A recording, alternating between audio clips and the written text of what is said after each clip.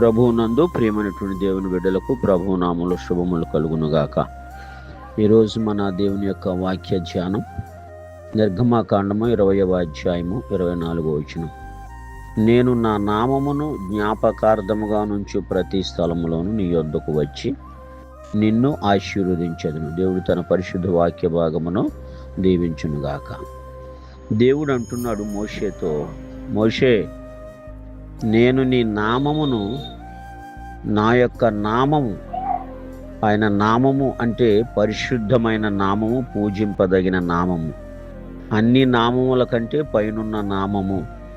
మోషే ఇశ్రాయేలీయులు ఆ సమయంలో యెహోవా అను నామము. ఇప్పుడు ఆ నామమే యేసుక్రీస్తు నామముగా ప్రత్యక్షపరచబడింది. ఆయన వచ్చేశారు. యేసుక్రీస్తు ప్రభు వారుగా వాక్యం, ఆ నామం శరీరం ధరించుకుని వచ్చేసింది, కార్యం జరిగించింది, కార్యాలు చేశారు ఆ నామం ద్వారా. మరి ఆయన వచ్చినటువంటి పని సువార్త ప్రకటించడం, కార్యాలు చేయడం, ఆశ్చర్య కార్యాలు చేయడం, ఆయన నామంలో అద్భుతాలు చేయడం, ఆయన నామంలో గొప్ప గొప్ప కార్యాలు చేయడం, చనిపోయిన వారిని లేవనెత్తడం ఆయన నామం మూలంగా, అలాగే యేసుక్రీస్తు నామం మూలంగా జరిగింది. అయితే ఈయన ఏమంటాడంటే, నీవు నా నామమును జ్ఞాపకార్థముగా నుంచి ప్రతి స్థలంలో. మోషే ఎక్కడెక్కడైతే ఏ స్థలంలో అయితే జ్ఞాపకార్థముగా ఉంచుతాడో ఆ నువ్వు ఉండు స్థలములో నేను నీ యొద్దకు వస్తాను. దేవుడే మన యొద్దకు వచ్చి ఆయన ఏం చేస్తాడు, నిన్ను ఆశీర్వదిస్తాను అంటున్నాడు. నీ దగ్గరకు వచ్చి ఆశీర్వదించడం ఎంత గొప్ప సంగతి అండి. ఈ రోజుల్లో చాలామంది ఎక్కడికో వెళుతున్నారు ఆశీర్వాదాల కోసం, దీవెన కోసం. కానీ నేనే నీ యొద్దకు వస్తాను, జ్ఞాపకార్థముగా నువ్వు ఏ స్థలంలో అయితే ఉంచుతావో అక్కడికి వస్తానంటున్నాడు. ఇంతకీ ఎక్కడెక్కడికి వస్తాడు అంటే 24వ వచనం పూర్తిగా చూస్తే, మంటి బలిపీఠమును నా కొరకు చేసి దాని మీద నీ దహన బలులను, సమాధాన బలులను, నీ గొర్రెలను, నీ ఎద్దులను అర్పింపవలెను. మంటి బలిపీఠం చేయమంటున్నాడు, మోషేకి సెలవిస్తున్నాడు. మంటి బలిపీఠం చేసి నా కొరకు చేసి దాని మీద నీ దహన బలులను, సమాధాన బలులను, నీ గొర్రెలను, నీ ఎద్దులను అర్పింపవలెను. పాత నిబంధన కాలంలో మంటి బలిపీఠం కట్టి ఆ మంటి బలిపీఠం మీదే నా కొరకు నువ్వు అర్పింపవలసిన దహన బలులు,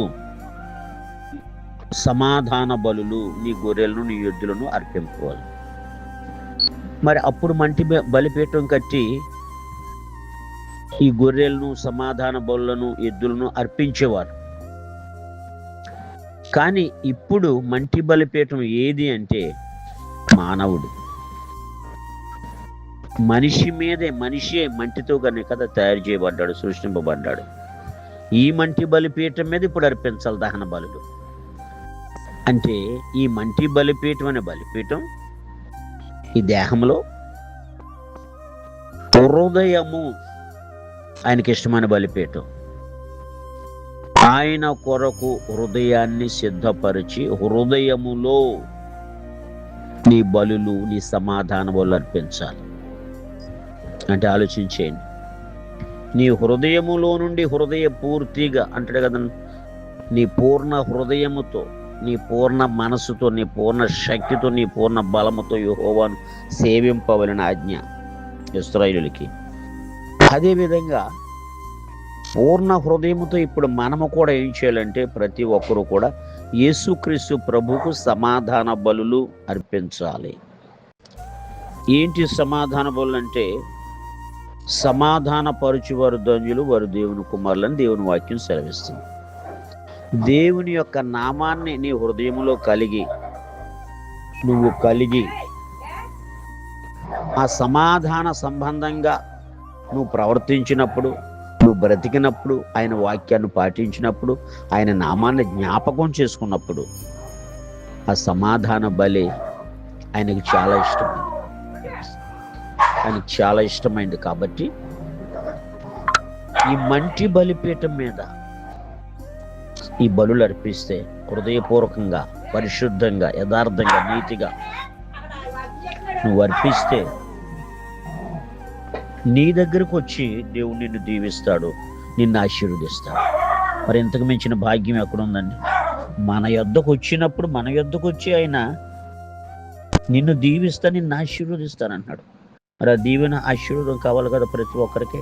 కాబట్టి నీ బలిపీఠం ఎలా ఉందో ఒకసారి నువ్వు నిర్ణయం తీసుకుని ఆలోచించి, నీ బలిపీఠం బాగోపోతే సరిచేయి. ఏలియా బలిపీఠాన్ని సరిచేసి ప్రార్థన చేశాడు.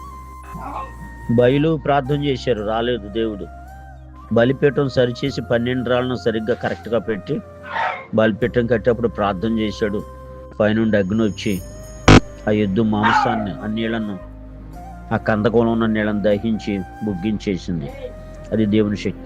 బలిపీఠం సరిగా లేనప్పుడు, నీ హృదయం సరిగా లేనప్పుడు, నీ మనసు మార్పు సరిగా లేనప్పుడు ఎన్ని చేసిన ప్రయోజనం ఉండదు. రాడు నీ దగ్గరికి. నేను రెడీ చేసి, బలిపీఠాన్ని రెడీ చేసి కరెక్ట్గా నువ్వు ప్రార్థన చేయి. ఆయన నామం కొరకు నువ్వేమో చెయ్యి. ఆయన వచ్చి నిన్ను దీవిస్తాడు, ఆశీర్వదిస్తాడు. అతి ఆశీర్వాదం ప్రతి ఒక్కరూ పొంది దేవుని యొక్క నామాన్ని మహింపరచును గాక. దేవుడి కొద్ది మాటలు దీవించును గాక. ఆమేన్.